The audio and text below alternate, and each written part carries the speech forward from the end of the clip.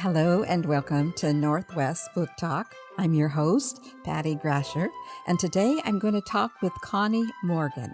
She's a new author and she's going to tell us about some of her journey to getting her book into publication. So, welcome, Connie, to the program. Thank you for inviting me. I'm glad to be here. So, Connie, your book isn't coming out till early summer, I think. And so it's been quite a journey for you. Can you tell us how did you get started wanting to write a book? Well, I've always been a writer, journaling when I was younger and throughout my adult years, off and on.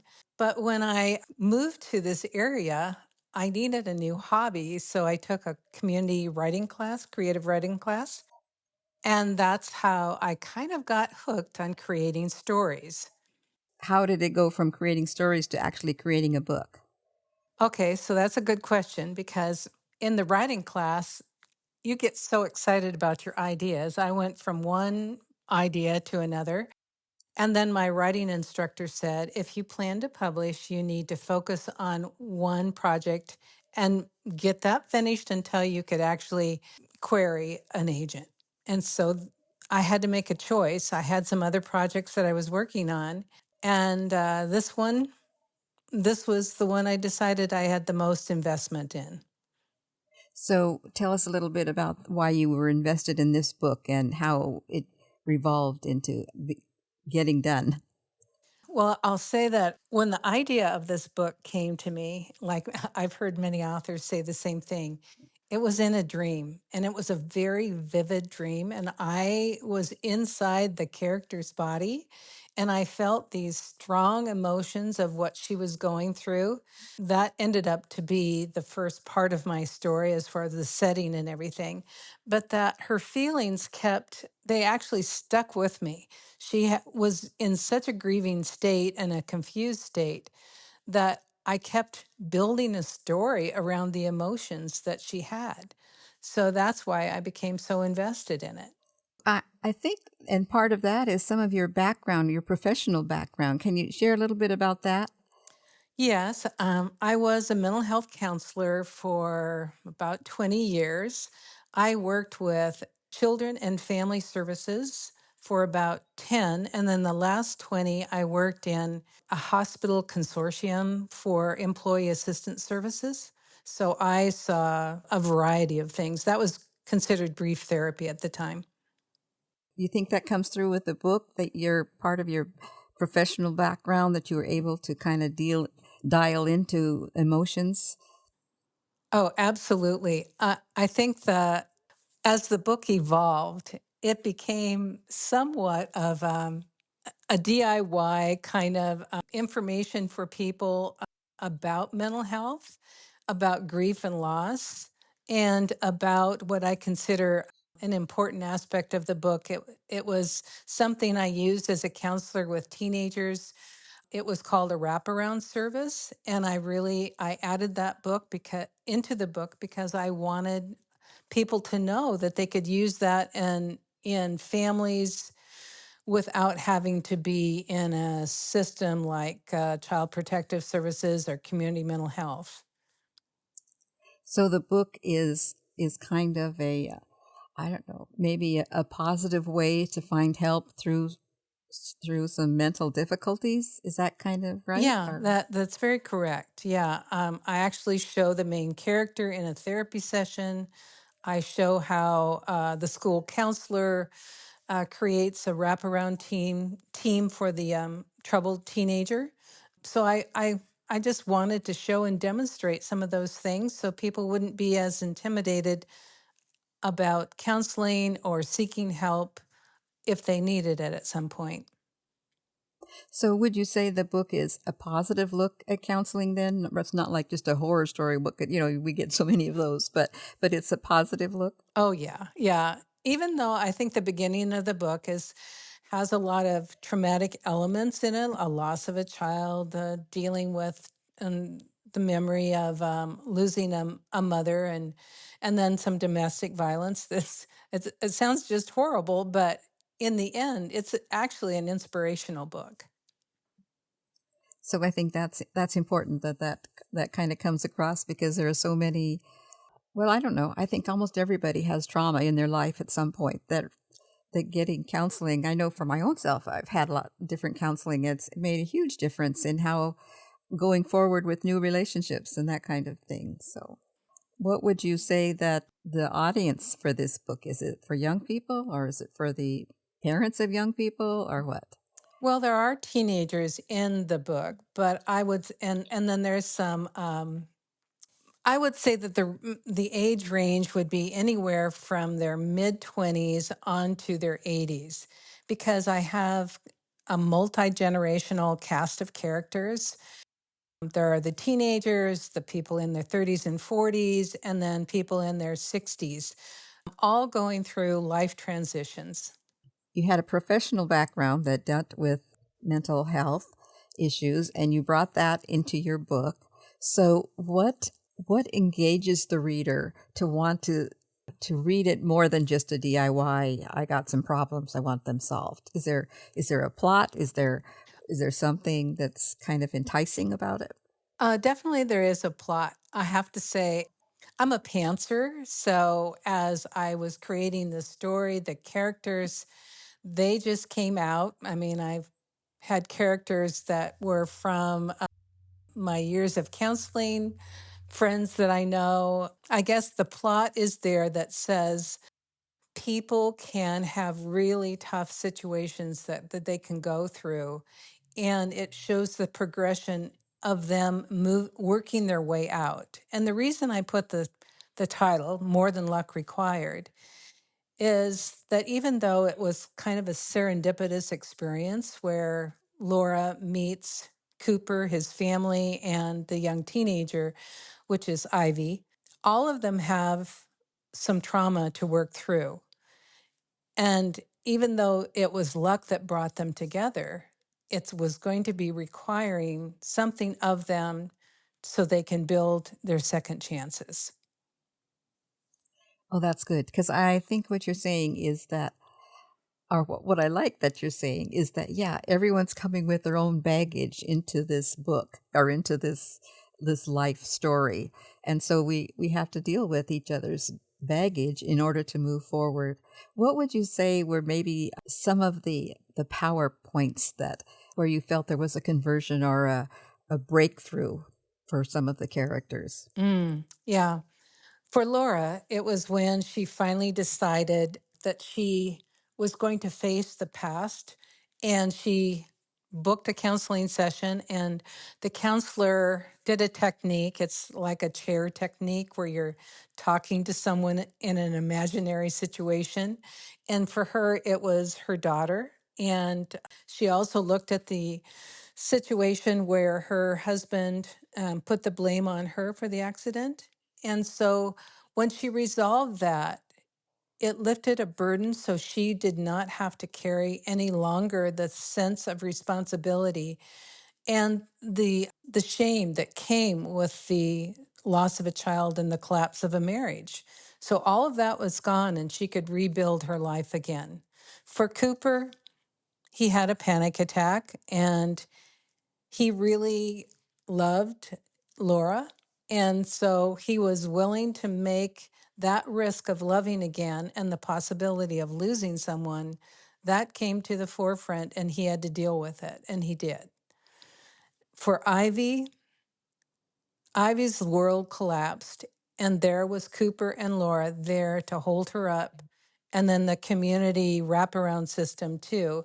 She saw herself differently and she saw her future differently. And she worked very hard to create opportunities for a future for herself. So, what were some of the challenges in building these different characters and bringing them all together? Oh, gosh. Since I'm a new writer, I didn't know if I should write in third person, first person, third deep. I tried them all out. And then I really ended up doing third person and working on the craft of doing deep POV. And that's, it's not something I was familiar with, but I felt it was needed in this story. So that was one of my challenges. So did you take any writing uh, courses or help to make it a smooth transition? I certainly did. I think I'm a member of Women's Fiction Writers Association. It's an international program, and I applied for the mentorship program and received 3 months of working with a book coach. She was my mentor, but she was also a book coach. So I tried first person out with her and third person out with her in a few chapters, and she decided I was best to write in third person. I take every class I can imagine, especially free ones. It can get pretty expensive as you write a book for the help that you need. So I took classes, I listened to podcasts, I buy books. I did everything I can because there's a lot of learning that has to go on to be ready, I guess, to publish. So how did you, when you got the book all together, how long did that take? And then how long did it take to find a publisher? Hmm. Okay, so I'm trying to think of how long because I was doing the writing class and I did write other things in between, even though I probably shouldn't have. Um, so it took me about 7 years really to write the manuscript. There was some challenges along the way. We had a computer pirate take, held our computer hostage. I don't you if you remember that time period where that was happening. So my book was actually just disappeared, and luckily I had part of a manuscript and I had to go back and re-enter it. So it did take me about 6 years and then with a lot of revisions. And I worked with, it's called a developmental review, and then I had a copy editor give some feedback too. And then someone in my organization gave me some valuable feedback. So all of that took time. So it was 6 years of writing. And then I probably, like many authors, queried before I was ready and queried the people I really wanted to have as agents, but my book was not ready. And I learned that and then continued to work on it probably for 2 more years. So it took me about 8 years in total.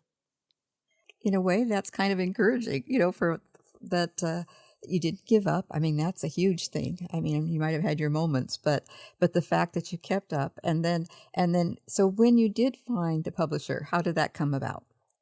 Well, at some point in time, with the feedback I received, and then I know a lot of authors, and I listen to a lot of authors being reviewed, interviewed, and I decided that because of my age, when my book comes out, I'll be 75. I have always been the oldest one in a writing class, the oldest one in my meetings. And I learned that young agents wanted to have a developing relationship with an author where they could have multiple books be published with that agent. My age is somewhat of a deterrent for that. So I decided to bypass the agent and try a hybrid publisher or a small publisher. And as soon as I made that switch, I received two offers for contracts, one from a hybrid and one from a small publisher. And then I chose the small publisher. Can you share who the small publisher is and what your journey is like with them? Yes, the small publisher is out of Texas. It's called Black Rose Writing. When I think they've been in business about 12 years now. That's a guess, but I'm not quite sure. But when they initially started, they had some bad press. And I saw that on the internet when I was doing some research. And then I interviewed quite a few authors that have published with them, and they have done a great job admitting their mistakes and working through them. Now they have, I think, over 700 authors that are published with them. And in September, after I signed with them, I went to a conference that they put on in Texas just for their authors. And I was so impressed by not only the team, which is very small, but also the individuals that were there and the quality of their backgrounds. And some of them had published traditionally before, and they had so much praise for Black Rose that I felt I had made the right decision. From the time you submitted your book to actually getting published, which is just coming out, like you say, early summer, what time length was that? And what help did you get along the way to bring that to a final outcome? Okay. It takes from the time I signed the contract, it takes a year with them. Now, some places I know it can take up to two, but it's a year. They're a small press, so they don't have the editing help that many larger presses do or a hybrid does. So they put it through pro writing an analysis, and they give you that back and they ask you to work on it. And then they have a committee and they kind of look it over and maybe make some suggestions. And then they give you another time period to go back over it and do more edits. And then you submit for the interior of the book. And then you can read again and then you make more edits. And so I'm in the final process of that at this point. So, what do you think about your book? Is what, maybe 5 or 6 months to publication. Mhm. So, what are you doing for to get that book for your book launch? Are you working on a book launch? Yes. I'm going to have two book launches, one in this area. We've moved here and we've been here about 10 years. And then one in the community that we used to live in, which is Olympia, Washington. And I'll have another book launch there. So it's kind of a book launch and a 75th birthday party as well, because I made it. I'm really happy. And then we have a new bookstore in downtown Camas, Washington. And I went and talked with her, and I just happened to be in there, and she participated for the first time in the Portland Book Walk. It's kind of like, it reminds me of a quilter's quilt store hop, where people have a list of bookstores and they go and visit each one on a particular day. And I'll be there signing and selling books there. I also signed up for what Patty you're involved with the Northwest Book Fair. I'm excited about that. Yeah, we're excited to have you. This will be fun. Yeah, I'm really looking forward to it. I will probably I do write a monthly newsletter, so I have been, which they recommend, taking subscribers so I can keep my subscribers aware of what's going on. And I've started collecting a street team so they can also help me get the word out. I plan to contact local bookstores and see what I can do with them. I also want to probably do a lot with book clubs. I've always been a member of a book club, and I think the discussion, this book is just ripe for all. So many things that happen to have a discussion time, and a book club would be great. So, have you seen the cover of your book yet? Where are you at with actually seeing it at the final point? Okay. Well, that's been a little stressor for me. At one point in time with I created a book cover I really liked. There was some things that needed to be changed. So I was working with Black Rose's book cover fellow that's in charge of that, and we had a communication problem. And I ended up hiring a young man that he doesn't do this for a living, but he did it. He did two book covers for a friend of mine, and he did a really nice job. So I've been working with him, and today he just showed me what the final cover would be look like. Well, actually, three options, and so I'm going with that. I'm excited about it. It's a little different than what many at Black Rose have on their front cover. So it will be different, but I hope it draws women in with the image that's on the book cover. So, I know you're also part of a small little group here in Vancouver. Is it Vancouver or Camas? I'm not sure. A little writing group that you meet together. How has that been a support for you? I've been part of Willamette Writers, but after COVID, I really got involved in the Women's Fiction Writer Association. That one's the international one, and it is so large, but it's such a wonderful group. So I took the opportunity and I searched their membership and I contacted everyone that was somewhat close by. And I have started a monthly breakfast meeting, and we have about 5 core people and then some that come in on occasion. And that has just been wonderful. They have been a wonderful resource. We're all kind of in close to the same stage of either recently signing contracts or have a book coming out. And so it's been just wonderful to have their support. So that's a lot. Your book launch team. What about social media? Are you doing that at all? I'm on Facebook and Instagram. I have a lot to learn with that. Black Rose will do some promotion for me. And yet I like any publisher now is asking their writers to do their own marketing. So I will be on social media as much as I can. I plan to do some little reels. My daughter-in-law, I mean, my granddaughter is very good at it. She's won some contests. She's in high school. So I'm hoping she will give me some time in the summer and we'll create some reels as well.